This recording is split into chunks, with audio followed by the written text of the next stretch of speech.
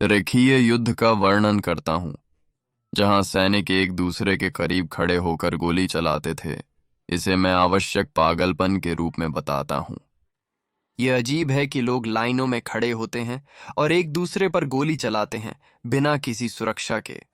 और इसकी आवश्यकता इसीलिए थी क्योंकि जैसा कि यह हमारे आधुनिक मन को पागल लगता है, यह वास्तव में इन सेनाओं के लिए युद्ध करने का एक सबसे कुशल और व्यावहारिक तरीका था, विभिन्न कारणों के लिए। एक कारण यह था कि घोड़े मौजूद हैं। अच्छा, घोड़ों पर सवार सैनिक लोग। यूरोपीय युद्ध क्षेत्रों पर घुड़सवार सेना, विशेषकर भारी घुड़सवार सेना, अधिकांश इतिहास में प्रभुत्व करती रही। मेरा ध्यान आधुनिक काल पर है, बंदूक धारण करने वाले सैनिकों पर। लेकिन मेरी बातें अधिकांश मानव इतिहास पर लागू होती हैं, प्राचीनता से तलवारों और भालाओं के युग से लेकर मॉडर्न ब्रीच की आगमन तक, मुख्यतः मजल लोडिंग फायर आर्म्स की तुलना में। यही वो समय होता है जब चीजें अजीब होती हैं। हम उस समय के पहले पर ध्यान देने जा रहे हैं। भारी सवारी शब्द काफी शाब्दिक है। इन इकाइयों में भारी मजबूत घोड़े और उनके पीठ पर बैठे भारी मजबूत पुरुष शामिल थे।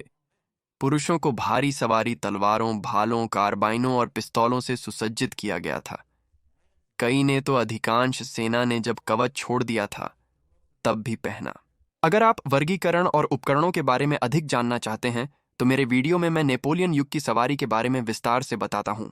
एक और शब्द जो कभी कभी देखा जा सकता है वह है शौक सवारी या शौक तकनीक, जो बहुत सीधा साधा है। भारी सवारी सीधे दुश्मन पर हमला करेगी, वजन और बल के साथ टकराएगी, जिससे दुश्मन गिरकर भाग जाएगा। यहाँ ऐसा होते हुए कुछ प्रसिद्ध क्लिप है। मुझे लगता है कि यह या तो एक था फिल्म निर्माण के दौरान एक दुर्घटना, या शायद एक साहसी स्टंटमैन। यह बल देखने का अच्छा तरीका है। वास्तव में खुदाई और घुड़सवार सेना साथ में प्रहार करेंगी, और घुड़सवार जितना संभव हो सके अपनी लाइन में घुटनों के करीब होंगे। वे निश्चित रूप से पैदल सेना के साथ सीधे मुकाबले के लिए नहीं जा रहे हैं, बल्कि दुश्मन की ओर बढ़ते हुए वे आगे बढ़ेंगे और पहले व्यक्ति की तरह लाइन के माध्यम से आगे बढ़ेंगे। कम से कम यही विचार है। लेकिन ठहरो, मैंने पहले कहा था कि सैनिकों की शुरुआती लड़ाई इन व्यवस्थाओं और लाइनों में घुड़सवार सेना की वजह से थी। तो यदि घुड़सवार सेना भी उन व्यवस्थाओं को तोड़ने का उत्कृष्ट तरीका है, तो इसका क्या मतलब होता है? अगर आप एक साधारण पैदल सैनिक हैं और घुड़सवार सैनिक का सामना कर रहे हैं, तो संभावना है कि आप पहले से ही कुछ नुकसान में हैं। एक आदमी ऊपर होता है, बड़े और तेज घोड़े पर, ऐसी चीजें होती हैं। पैदल सैनिक के रूप में आपकी सबसे अच्छी संभावना संख्या और एक मजबूत सामने प्रस्तुत करने में होगी। पैदल सैनिकों के बड़े अंतराल से घुड़सवार सेना के प्रहार एक एक कर होते हैं, और इसी अंतराल के कारण दुश्मन अपनी गति का लाभ उठा सकता है।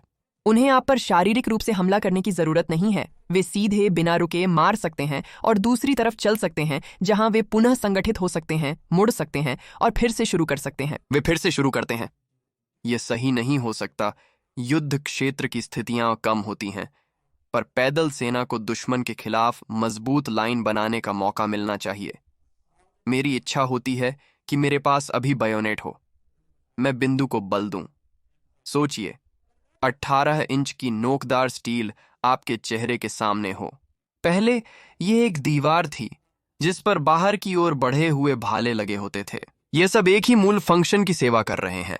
आप एक कठोर बाड़ या बाहरी स्टील दीवार की तरह एक मौत की रेखा खींचते हैं। एक घोड़े को अपनी मौत की ओर दौड़ने और बेयोनेट से टकराने के लिए मनाना कठिन होता है। मेरा विश्वास है कि यह संभव है, फिर भी आपको उस घोड़े सवार व्यक्ति को मनाना होगा। युद्ध की प्रकृति को देखते हुए जानवर की तुलना में आदमी को शानदार मौत के लिए मनाना आसान हो सकता है, लेकिन यदि घोड़ा भला लगे बिना लाइन में घुसने में सफल होता है तो यह सिर्फ इतना ही नहीं है। पहले वाले के पीछे एक और बेयोनेट होगा, और संभवतः और भी, बगल में, नीचे, हर जगह। यह एक हेजॉग स्थिति है जहां आप भाग रहे हैं। पैदल सेना को करीबी क्रम में रखने से वे एक दूसरे की सहायता कर सकते हैं। दुश्मन एक सैनिक को मारने या घाव ब्लॉक करने के लिए चलता है तो वे दूसरे से साइड पर मारे जाते हैं। यदि सवारी सेना मर भी जाती है और घोड़े बेयोनेट्स की लाइन से छेद हो जाते हैं, तो भी घोड़ों का मांस मनुष्यों के शरीर में टकराने से काफी नुकसान होगा, और यह संरचना को भी तोड़ सकता है अगर कई घोड़े एक साथ टकरा रहे हैं। फिर भी ये सवाल है कि आप कितनी सवारी सेना की बलिदान के लिए तैयार हैं और क्या वे व्यवस्था को तोड़ने और उस लाइन से गुजरने के लिए खुद को बलिदान करने में सहमत हैं। ध्यान दें, सवारी सेना प्रायः कम संख्या में होती है और सैनिकों से अधिक महत्वपूर्ण होती है। इसलिए अगर आप एक बड़ी सेना की सामना करते हैं और अपनी सवारी सेना को उनके खिलाफ भेजते हैं और दोनों इकाइयां मर जाती हैं, तो यह विपरीत सेना के हित में हो सकता है। लेकिन सैनिकों के हिस्से में आप जमीन पर हैं तो गणित की परवाह नहीं, वह मुझे मार सकता है पर मैं भी उसे मारूंगा। आपको चिंता करने की जरूरत नहीं है कि दुश्मन आपकी बेयोनेट्स पर हमला करने की जोखिम उठाएगा या नहीं। यह हमें एक और बड़े कारण की ओर ले जाता है जो बताता है कि लाइनों में लड़ने का महत्व कम से कम बंदूकधारी सेनाओं के लिए, और वह है आग की शक्ति। अगर एक घुड़सवार सेना आक्रमण कर रही है तो आपके पास अधिकतम बंदूकें होनी चाहिए। एक ही दिशा में सभी बंदूकों के साथ कंधे से कंधा खड़े होने पर आपको अधिक गोलियां मिल सकती हैं। आप उस रेंज को उड़ा रहे हैं मानो आप उसी स्थान पर कम पुरुषों का सामना कर रहे हों। यदि पैदल सेना उसी तरह निकटस्थ होती है तो हर घोड़े के लिए 2, 4, यहां तक कि 6 या अधिक मस्केट हो सकते हैं, वही स्थान लेते हुए बड़े पैमाने पर। यदि वे अपनी आग को तब तक रोक सकते हैं जब तक कैवलरी पहुंच नहीं जाती, तो वे एक विनाशक सल्वो छोड़ सकते हैं जो केवल सामने की लाइन को ही नहीं बल्कि अधिक क्षति पहुंचा सकता है। जो कुछ भी बचा होता है वह सीधे चार्ज तोड़ देता है और दूसरी ओर भागने लगता है। यदि कैवलरी चार्ज सफल होती है तो भी बहुत सारे लोगों की हानि के बाद अब वे पहले से उल्लेखित नुकीली पंक्ति के खिलाफ आ रहे हैं। इसीलिए जब हम भारी कैवलरी शॉक बलों की बात करते हैं तो वे कभी भी अच्छी तरह से तैयार दुश्मन पैदल सेना के खिलाफ सामने आने की इच्छा नहीं रखते। कैवलरी दुश्मन की लाइन में अंतर बनाने और वहां पर हमला करने का प्रयास करती है जहां उनके पास आग और बेयोनेट्स की शक्ति का लाभ नहीं होता। वे उन्हें अन्य स्थितियों में मारने की कोशिश करना चाहते हैं, और इस प्रकार हमें पैदल सेना के लिए वर्ग नामक एक और गठन मिलता है जब लाइन मोड़ जाती है। यदि आप पैदल सेना के वर्ग की अधिक जानकारी चाहते हैं तो मेरे पास इसकी संपूर्ण जानकारी वाला वीडियो है जिसमें इसके कार्यकलाप और इसे कैसे पराजित किया जा सकता है सब कुछ शामिल है। आप इसे देख सकते हैं।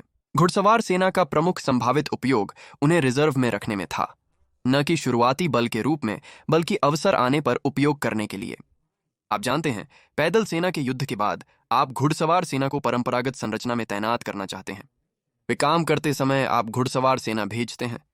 यह होता है जब कोई दुश्मन संगठन अपने समन्वय को खोना शुरू करता है, उनकी लाइन घायलों से पतली होती है और शायद आकार खोने लगती है।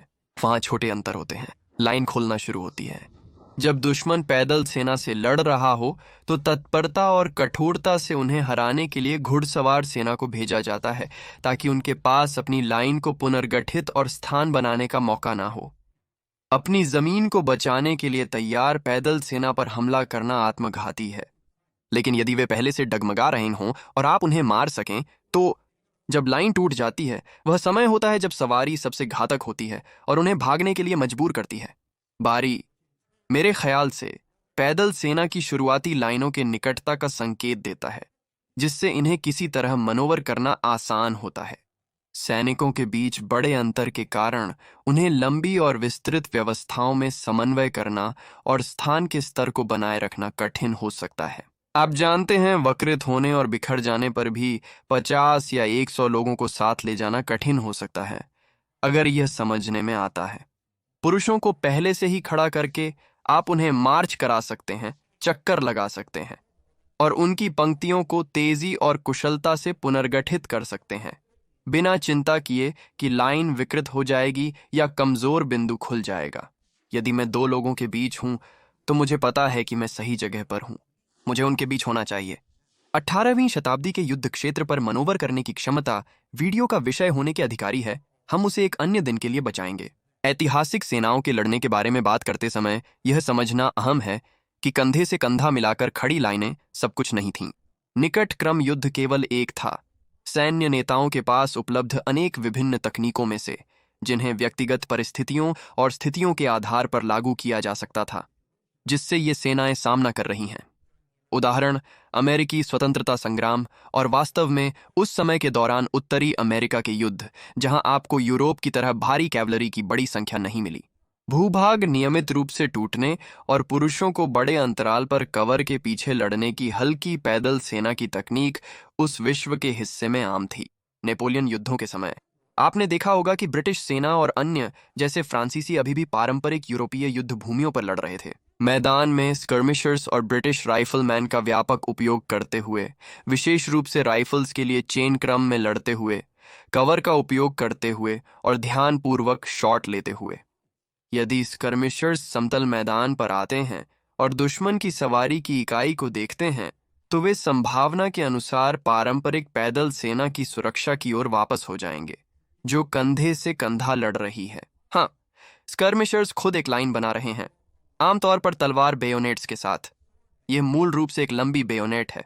आप समझ सकते हैं कि यह सब एक विशाल घातक खेल है, रॉक पेपर सिजर्स के जैसा। मेरे हिसाब से हजारों सैनिकों को सुंदर पंक्तियों में खड़ा होते और एक दूसरे की ओर चलते हुए देखना पहली नजर में पूरी तरह पागलपन लगता है।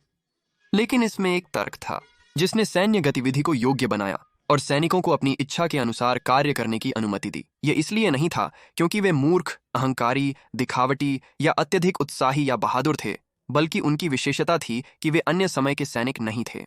सीधे शब्दों में कहें तो कुछ स्थितियों में यह उनके लिए चीजों को करने का सबसे कुशल तरीका था। रैखिक युद्ध हमें पागलपन की तरह दिख सकता है, लेकिन यह एक आवश्यक पागलपन था और सवारी की उपस्थिति केवल विभिन्न कारणों में से एक थी। क्यों?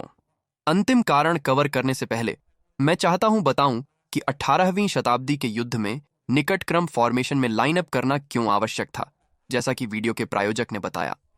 एक्सेटर साहब, सामने सवारी सेना है, बटालियन को वर्ग बनाना होगा। एक क्षण इंतजार करें साहब, कुछ अजीब है। मैं उनकी लाइन में कोई हथियार नहीं देख रहा हूं साहब। वे पूरी तरह से निराश लग रहे हैं। वे केवल छोटे कॉन्टैक्टलेस भुगतान मशीनें ले रहे हैं। सर, क्या यह मतलब है कि दुश्मन ने माउंटेड वेट स्टाफ की ट्रूप तैयार की है? नहीं सर, कसम से ये केवल सवारी चार्ज नहीं है। वे RFID चोरी की तैयारी कर रहे हैं। वे मशीनें हमारे बस्ते को काट कर हमारी भुगतान कार्ड की जानकारी चुरा लेंगी। धन्य है हमने इसे देख लिया, वरना हमारे गिनी चुराए जाते। बटालियन पारंपरिक द्विधारी से एक्सेटर वॉलेट में जाएगी। ठीक है लड़कों, अधिकारी की बात सुनी। अपने एक्सेटर वॉलेट को याद रखें, RFID सुरक्षा दें, मेरे नेतृत्व का पालन करें और वित्तीय रूप से जीवित रहेंगे। बिल्कुल सर, एक बहुत ही रोचक नाटक। एक्सेटर के पार्लियामेंट वॉलेट लॉन्गलैंड बाईफोल्ड पैटर्न के आधे आकार के हैं और 12 कार्ड और नकदी धारण करते हैं। जब हमें इस लड़ाई का फैसला करने का समय आएगा, वे हमें त्वरित और आसान कार्ड प्रदान करेंगे। सुनिश्चित करें कि पुरुष मेरे निशान पर बटनों के साथ तैनात होने के लिए तैयार हैं। ओह, अरे नहीं, ये क्या है लड़के? सार्जेंट, मैं अपना एक्सेटर वॉलेट नहीं ढूंढ पा रहा। ये मेरे पैक से मार्च में गिर गया होगा। खैर, धन्यवाद एक्सेटर के सौर ऊर्जा संचालित ट्रैकर्स के लिए। जल्दी लड़के, अपने फोन से ये जगह ढूंढो, हम एक ढोलक भेजेंगे। हाँ, धन्यवाद सार्जेंट। धूप मिलने के बाद भी ये पूरी तरह से चार्ज है। हमारे पर्यावरण अनुकूल इतालवी चमड़े के एक्सेटर वॉलेट के लिए एक शानदार दिन सर। और हाँ, एक और बात सर, दुश्मन एक पुलिस वाला है। वह क्या है जनाब? आप अब तक 14 फरवरी के वैलेंटाइन डे सेल में विवरण में दिए गए लिंक और ब्रैंडन F कोड का उपयोग करके अपने ऑर्डर पर 35% की छूट प्राप्त कर सकते हैं। लेकिन मैं इसे पहले से मौजूद बिट में सहजता से एकीकृत करने का उपाय नहीं सोच सका, तो मैं आपसे प्यार करता हूं सर। एक्सेटर का इस वीडियो के लिए धन्यवाद। ब्रैंडन F कोड का उपयोग करके दिए गए लिंक पर क्लिक करें और वैलेंटाइन डे सेल में 35% तक की छूट प्राप्त करें। सभी का धन्यवाद देखने और पेट्रियन पर मेरे काम का समर्थन करने वाले उदार व्यक्तियों के लिए। आप मात्र $1 में प्रसिद्ध पंक्तियों और इस चैनल के स्तंभ में शामिल हो सकते हैं। यदि आपको नकदी खर्च नहीं करना है, तो मेरे वीडियो को रिकास्ट पर जल्द देखने से आप मेरी सामग्री का समर्थन कर सकते हैं, जहां मैं कभी कभी विशेष सामग्री भी प्रकाशित करता हूं। अगले समय तक मेरे प्रिय दर्शक, मैं आपका विनम्र और आज्ञाकारी सेवक रहूंगा।